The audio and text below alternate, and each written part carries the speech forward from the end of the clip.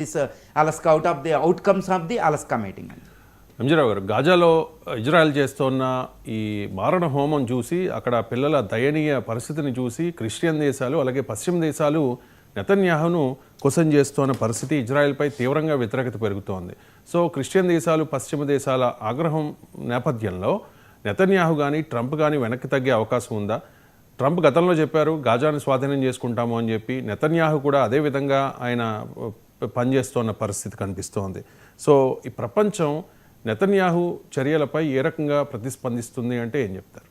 Yes అండి, ఇక్కడ Gaza అనగానే నేను ఒకటే చెప్తున్నా, Israel one of the modern warfare nation. Israel తన యొక్క శక్తినంతటిని అక్టోబర్ 7, 2004 నుండి 2023 నుండి అంటే గత 2 సంవత్సరాల నుంచి గాజా అంటే పాలస్తీనియన్ టెరిటరీ 55 లక్షల జనాభా ఉన్న పాలస్తీనాలో గాజా అనేది చాలా చిన్నదండి. అక్కడ సుమారు 5 లక్షల జనాభాలో 60,000 మంది చనిపోయారు. ఇందులో ఎక్కువ మంది చిన్న పిల్లలు, అదేవిధంగా స్త్రీలు. చిన్న పిల్లల పరిస్థితి ఎలా ఉందంటే అక్కడ ఫుడ్ లేక ఉప్పు నీళ్లు పట్టిస్తున్నారంట తల్లులు పాలు ఇవ్వలేని పరిస్థితి, తల్లి పాలు రావడం లేదు, పాల సహాయం లేదు. యుఎన్ఎయిడ్ అని యునైటెడ్ నేషన్స్ ఫుడ్ సహాయం ఆహార పథకం కూడా అక్కడ అమలు కావడం లేదు. ఎందుకంటే ఇజ్రాయెల్ అన్ని దారులు మూసేసింది, మిగిలిన ముస్లిం కంట్రీస్ నుంచి కూడా రావడం లేదు. చాలా డేంజరస్ పొజిషన్ ఉంది. ఇప్పుడు ఆల్ జజీరా చెప్పే వార్తల ప్రకారం 60,000 మంది పౌరులు చనిపోయారు, ఎక్కువ మంది పిల్లలు. తర్వాత గాజాలో అంటే దయనీయమైన పరిస్థితులు ఈ ఫోటోలు బయటికి వెళ్తున్నాయి.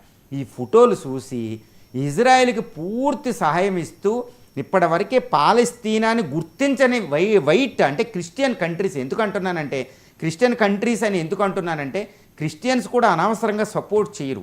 పాలస్తీనా పైన గాజా పిల్లలు, గాజా స్త్రీల మీద, గాజాలో ఈరోజు గాజా అంతా వేస్ట్ ల్యాండ్ అయిపోయింది.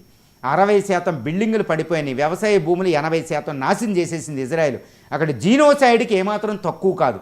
ఇప్పుడు Christians especially Britain, France, Spain, ఆస్ట్రేలియాలో, సిడ్నీ, ఈవెన్ అమెరికన్స్ అండి, ఈవెన్ కెనడాలో ఇజ్రాయెల్కి వ్యతిరేకంగా వాళ్ళు ప్రదర్శన చేస్తున్నారు ప్రజలు.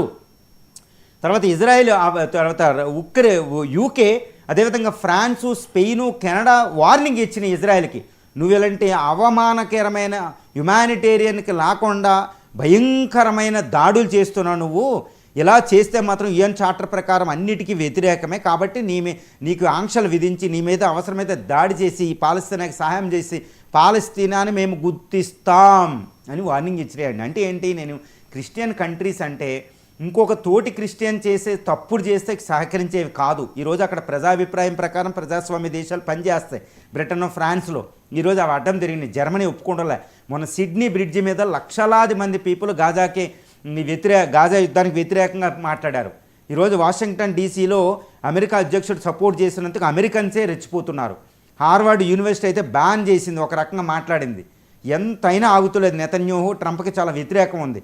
ఎందుకు అంటున్నానంటే ఈ గాజాలో నరమేధం చూసి, పిల్లల వేదం చూసి, వాళ్ళు మాల్ న్యూట్రిషను, స్టార్వేషన్తో రోజుకి 50 మంది పిల్లలు ఆకలి సావులు చనిపోతున్నారు.